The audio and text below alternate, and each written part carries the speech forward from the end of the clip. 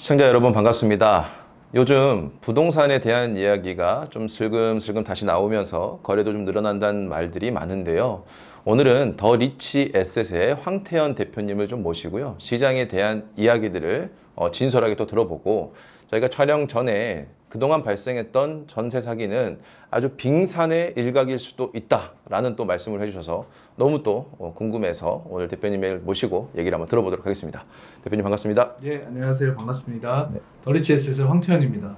저는 한 20여 년간 시행이라던가 그리고 분양 대행이라던가 이런 어떤 사업들을 많이 했었고, 사실 우리 그 경제방송을 통해서 시청자분들의 어떤 부동산 고민 이런 것들을 좀 해결해 드리는 이런 어떤 방송들을 많이 해왔었습니다. 근데 최근에 그 전세 사기로 인한 피해가 많아지고 거기에 따른 어떤 사회적 이슈가 좀 많아지다 보니까 이런 것들에 대해서 어떻게 예방할 수 있고, 또 앞으로 지금 남아있는 것들이 또 어떤 것들이 있는지 이런 것들을 우리 최 대표님과 함께 한번 이야기 나눠보는 시간 가져보도록 하겠습니다. 아, 너무 좋습니다. 그러니까 가장 실질적인 업무를 현장에서 하셨던 분이시잖아요. 맞습니다. 네, 너무 오늘은 좀 좋은 얘기가 될 것 같은데, 일단은 저희가 촬영 전에 이건 너무 제가 궁금하고 깜짝 놀랐는데, 그동안 발생했던 전세 사기 여러 개가 있었잖아요. 이 전세 사기가 빙산의 일각일 수도 있다라고 말씀해 주셨는데, 어떤 맞습니다. 이야기가 좀 있을까요? 일단 이 문제가 불거진 건 다른 것보다도 그 여러 채를 소유하고 있던 사람이 돌아가시면서 발생한 일이잖아요. 네네. 그러니까 아직 그 돌아가시지 않고 이걸 소유하고 있는 잠재되어 있는 것들이 많이 남아 있는 것이고, 우리나라는 그 집에 대한 구조가 아파트 아니면 빌라 네네. 두 개로 양분이 돼 있고, 그 다음에 이제 파생된 상품이 오피스텔 상품이거든요. 네. 근데 유독 빌라라는 상품 자체가 저자본으로 시작할 수 있는 말 그대로 집장사 이렇게 돼 있었다 보니까 우리나라의 전세 제도를 활용해서 그 사업을 진행했고, 그 사업을 카드 돌려막기식으로 네. 짓고 막고 짓고 막고 이게 이 성향이 돼서 사실 이런 어떤 상황까지 오게 된 것이거든요. 그래서 전국을 대비해서 봤을 때는 빌라가 엄청 많잖아요. 네. 그래서 우리가 아직 모르는 그런 사건들도 많고 뉴스에 나오지 않은 사건도 많고요. 그 다음에 사실 이런 내용을 어디 가면 제일 많이 하냐면 법원 있죠, 법원. 네네. 서초동 법원에 가면 보증금 반환 소송이 거의 한 50%는 될 거예요. 아, 전체 소송이에요? 예. 아. 이게 제가 그냥 말씀드리는 거지만 통계로 나와 있는 건 아닙니다. 근데 대체로 이제 저희들이 그 부동산 그 관련 변호사님들 또는 우리가 소송 이런 것들을 좀 살펴보면, 부동산으로 사기쳐서 소송에 걸린 것도 많지만 지금 전세 사기라고 하는 건 원칙적으로 보증금을 반환하지 못한 것 시작이 된 거잖아요. 맞습니다. 못한 게. 근데 그런 것들의 사건이 엄청나게 아직도 많이 있기 때문에 좀 우리 시청자분들께서 이게 여기서 끝나지 않겠구나라고 한번 판단하시는 게 좋겠다. 그래서 제가 빙산의 일각이다 이렇게 말씀드렸던 거예요. 그러니까 사실 우리나라는 전세 제도라는 되게 독특한 제도가 전 세계에서 거의 유일무이하게 있었지 않습니까? 저희만 있어요. 네. 그러다 보니까 이 전세라는 거는 결국은 과거의 부동산이 막 화랑기가 오기 전에는 적당히 진행이 됐는데, 화랑기가 오면서부터 이제 과도한 욕심을 좀 부린 사람들이 발생을 하잖아요.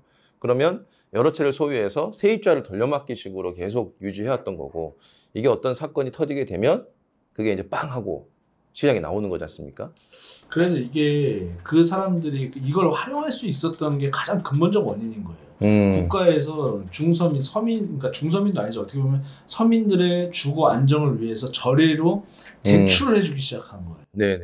그러니까 전세 대출 제도가 생김으로 인해서 그 대출이 집 살 때는 50%를 해주는데 상식적으로 한번 생각해 보시자고요. 집을 살 때는 50%, 60%밖에 안 해주고 LTV, DTI를 다 적용시키는데 전세를 들어간다고 하면 80% 대출을 해주는 거예요. 그렇죠. 다른 거 따지지도 않고. 그렇죠. 집을 사는 사람보다 더 많은 대출을 해주니까 집 장사를 하는 입장에서는 대출도 적고 대출은 많이 해주는데 이자는 적으니까 이렇게 하면 이 사람들은 전세를 들어올 거야 라는 확신이 있으니까 그 사업을 할 수가 있는 거잖아요.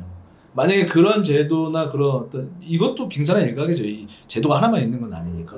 그래서 이런 것들을 활용할 수 있었기 때문에 이 활용을 가지고 이 건축 행위를 했고 시행을 해서 많은 임차인들을 받고, 이런 것들이 너무 비대해지다 보니까 지금 같은 금리 인상 시대 이런 것들이 왔을 때는 감당이 안 되니까 그게 이제 막 하나둘씩 터지는 거예요. 그렇죠. 터지는 거죠. 그리고 진짜 아파서 돌아가셨을 수도 있고 세금이라든가 기타 채무 때문에 압박을 당해서 이제 돌아가셨을 수도 있는데 그런 제도들 때문에 지금 이 사건 사고가 지금 일어나고 있는 것이죠.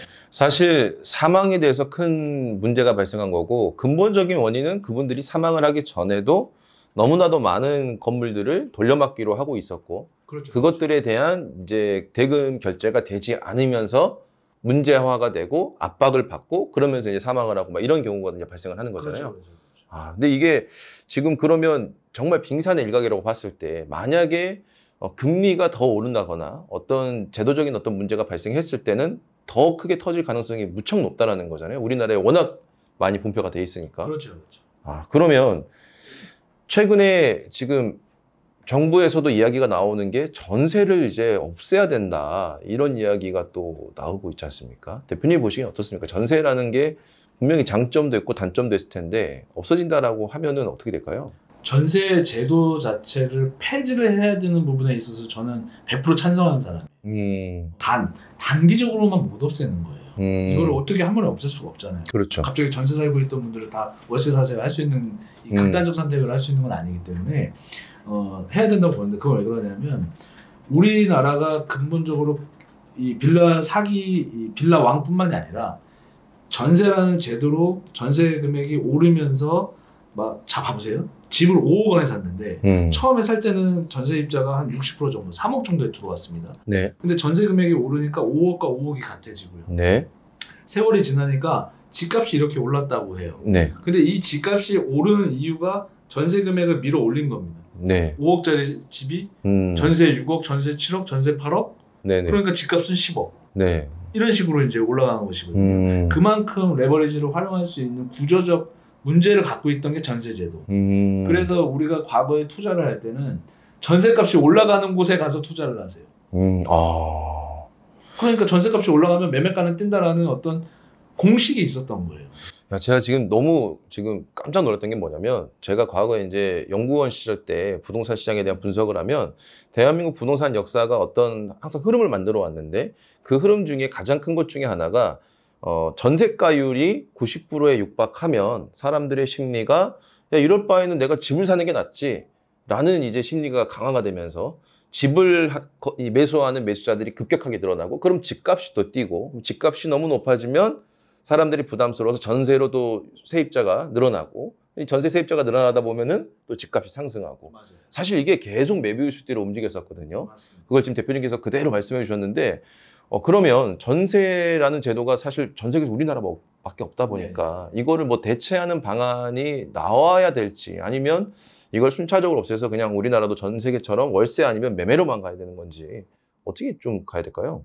이건 이렇게 보셔야 될 것 같아요. 아까 처음에 질문 주셨던 네. 전세제도 폐지가 한다면 부동산의 어떤 갭 투자가 아니라 이렇게 막 오르는 어떤 흐름들을 좀 멈출 수 있고 렌탈 방식으로 이제 변형이 되면 외국처럼 변형이 되면 수익률에 따라서 임대료에 따라서 가격이 책정되니까 자연적으로 시장 가격이 안정화될 것이라고 보는 측면도 있는 거고요. 그러니까 안 좋으면 안 들어갈 거고 안 좋으면 싸게 될 거기 때문에 전세라는 어떤 전세 대출을 많이 해줬었다, 뭘 해줬었다 이런 게 아니라 말 그대로 거기에 대한 사용료 대비 매매가가 형성되니까 네네. 그런 것들이 긍정적으로 좀 볼 수가 있고 두 번째는 전세 보증금이 계속 높아지잖아요. 1억에서 2억, 2억에서 3억 그러다가 꽝 터지니까 중서민분들 말 그대로 내 전재산을 가지고 살고 있었는데 그걸 돌려받지 못하는데 어디 가서 하소연을 하겠습니까? 맞아요. 그래서 이 전세 제도를 계속 보완한다고 해서 될 일이 아니라 점차적으로 없어지게끔 하는 게 필요하다라고 보는 것이고 지금 이제 두 번째 질문 주신 부분이 사실 그러면 이 전세 제도 안에서 타 국가하고 비교하면서 갈 수는 없어요. 그렇죠. 대한민국이 갖고 있는 이 문화가 있잖아요. 네네. 그래서 이걸 한 번에 정리할 수는 없으니까 점진적으로 해나가야 된다. 저는 뭐 이렇게 생각합니다. 한 가지 더 추가적으로 말씀드릴 수 있는 부분이 금리 인상이 오면서 지금 이 현상들이 불거졌잖아요. 네, 불과 맞습니다. 1년 만에. 네. 작년 우리 2022년 7월에 그 자이언트 스텝 시작하면서 지금 7월까지 급격하게 올랐거든요. 그러면서 보이지 않았던 것들이 다 사회적으로 드러나기 시작한 거예요. 그렇다면 저는 이렇게 봐요. 전세 시대가 다시 화랑기로 돌아오려면 금리가 엄청나게 낮게 또 떨어져야 되거든요. 맞습니다. 우리가 한 불과 코로나 시대까지만 올 때만 해도 외쳤던 게 저성장, 그죠? 네. 저일자리, 네. 저출산, 네. 이거였는데 거기에 저금리가 가장 큰 몫을 했던 거예요. 네, 맞습니다. 그래서 이거 은행에 넣어놔도 돈이 안 되니까 부동산이라도 사야 되겠다, 뭐 주식이라도 사야 되겠다, 막 이런 것들이었거든요. 근데 지금의 이 고금리 시장에서는 자연스럽게 월세 매물이 늘어나고 월세 시장으로 유입이 되는 그런 현상이 오니까 한동안은 이게 좀 유지가 되면서 사회적으로 굉장히 많은 어떤 내용들이 나오지 않을까. 그러면 대표님, 지금 정부에서 이번에 분양 대행자 관리 감독 강화 법안을 이제 내놨어요. 그러니까 전세 사기를 막겠다고.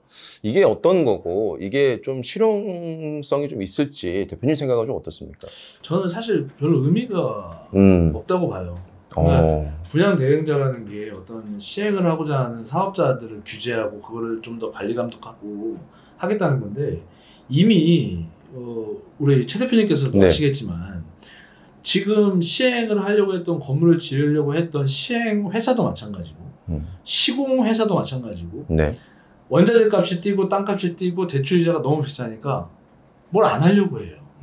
그래서 지금 공급이 멈춰 있는 상태거든요. 그렇죠. 자, 그런 상황, 이런 환경에서 이제 와서 터지니까 지금 이걸 얘기하는 거예요. 네, 맞습니다. 그죠? 네. 터지지 않았다면 이거 아마 얘기 안 나왔을 거예요. 근데 지금 나와서 뭘 하겠냐 이거지. 지금은 누가 그렇게 하려고 하지도 않고 이미 그렇게 하기에는 너무 사업성 악화로 와 있기 때문에 이런 현상이 발생하지 않을 것이다. 저도 좀 비슷한 게 뭐냐면, 우리가 보통 전세 사기 당하는 것 중에 비율이 높은 것 중에 하나가 뭐냐면, 세입자, 전세 세입자가 집주인이 집을 팔고 이제 도주를 하는, 그러니까 굉장히 이 전세 자금들을 가지고 이제 사라지는, 아니면 그 외에 다른 문제가 생기는 부분들이 있는데, 세입자가 집주인이 거래를 하는 거에 있어서 전혀 고지 의무가 없단 말이에요.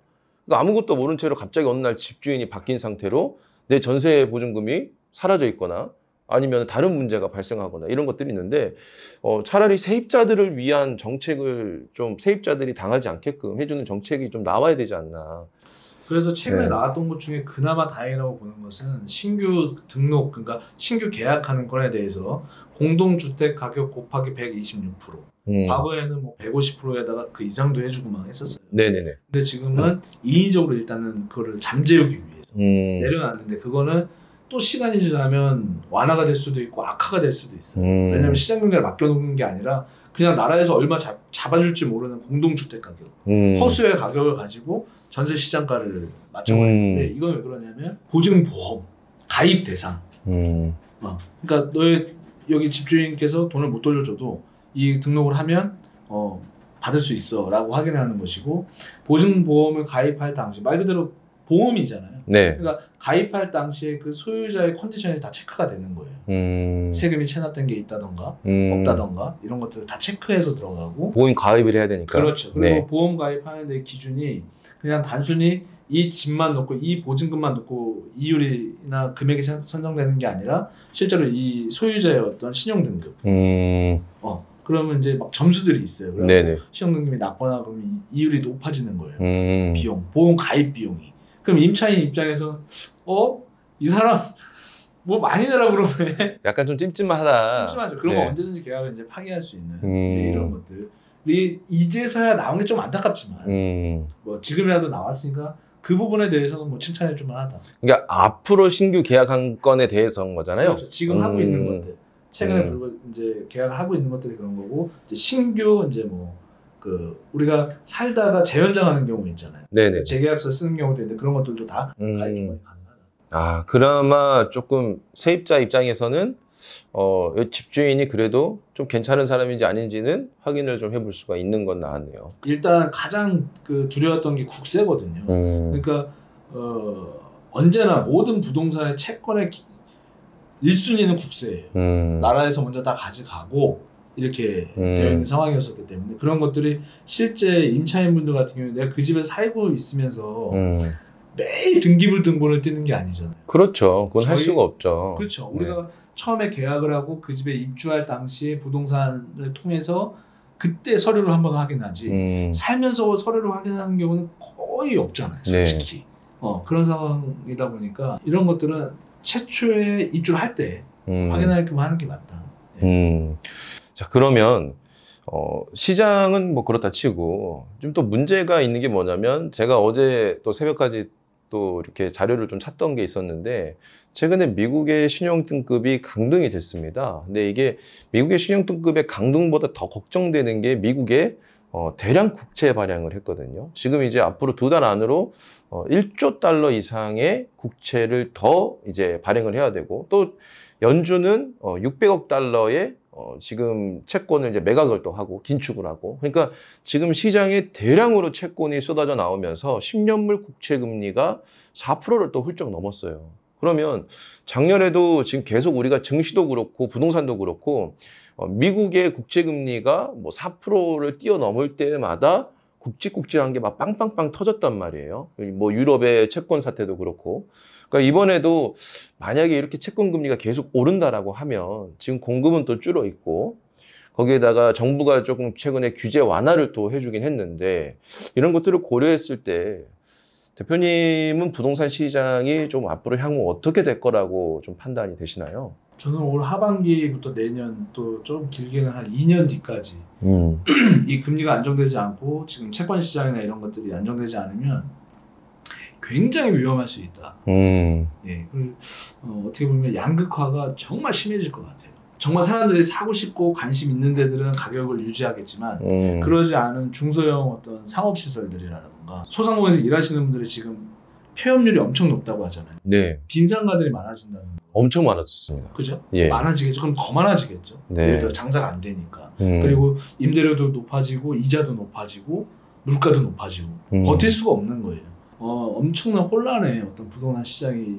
저는 예견이 된다 이렇게 보여지고 그다음에 1, 2인 가구가 늘어나고 중소형 주택들이 굉장히 많이 늘어났어요. 2009년도부터 그런 주택들이 이제 노후화가 시작이 되는 그리고 혼자 그 임대료를 감당하는 것보다 지금은 쉐어하우스나 게스트하우스나 이런 어떻게 같이 좀 할 수 있는 그런 어떤 구조의 어떤 주택들이 많이 늘어나고 있는 엄청 늘어나고 있죠. 예. 그래서 수요자 그러니까 공급이 줄어서 뭐 부동산이 오를 것이다. 저는 그렇게 보지 않거든요. 정말 가격이 존재하지 않는 그런 헐값에 그냥 갖고 올 수 있는 그런 것도 생길 것이고 또 진짜 좋은 것들은 헐값에 살 수 있는 게 아니라 정말 못 사는 거죠. 그냥 있는 분들만 사야 되는 이제 그런 상황이 올 거라고 저는 감히 예측을 해봅니다. 이게 근데 사실 어떻게 보면은 좀 예견된 일이긴 해요. 왜냐하면 최근까지 부동산 가격이 코로나 때 고점을 찍었다가 정말 크게 빠졌잖아요. 근데 최근 한 2-3달 사이에 부동산 실거래가 좀 다시 늘었어요. 다시 늘어서 다시 이제 살 것이다. 이런 기대감을 가지는 분들이 정말 많은데 과연 지금의 고금리와 채권의 국채의 어떤 문제 그리고 미국의 신용등급 강등 이런 문제들이 산재되어 있는데 부동산이 다시금 화랑이 온다라고 생각하는 것은 다소 쉬운 이야기는 아닌 것 같다라고 저도 생각을 하거든요. 저는 아까 뭐 올 하반기하고 2년 정도를 내다봤지만 한 3년 안에 그렇게 화랑기로 오기에는 쉽지는 않다. 특수 물건을 우리가 그러니까 투자를 해서 뭐 돈을 못 벌어 이게 아니라 투자를 한다면 뭐 지금 서울시 자체에서 이제 많은 개발이 있는데 어떤 딱딱딱 집어 들어가는 투자가 아닌 이상은 전체 시장을 놓고 봤을 때는 무조건 하락이다. 그리고 언제나 기사화가 되는 건 현재만 나와요. 현재 늘었대요. 그럼 여기서 당연히 줄었었겠죠. 그럼 늘었다가 좀 없으면 또 주는 건데 실제로 코로나 시대 이후에 거래량이 엄청 줄었잖아요. 네. 정말 보기 드물게 줄었잖아요. 네네 맞습니다. 당연히 조금 늘어난 거예요. 100이라는 수치를 가지고 100에서 150이 된 게 아니라 100에서 10 정도밖에 없었다가 평균은 100이어야 되는데. 그렇죠. 그래서 어떻게 보면 실거래가 조금 과거에 한 코로나 시대에는 뭐 100에서 30이었는데 지금 한 40 온 것 같다.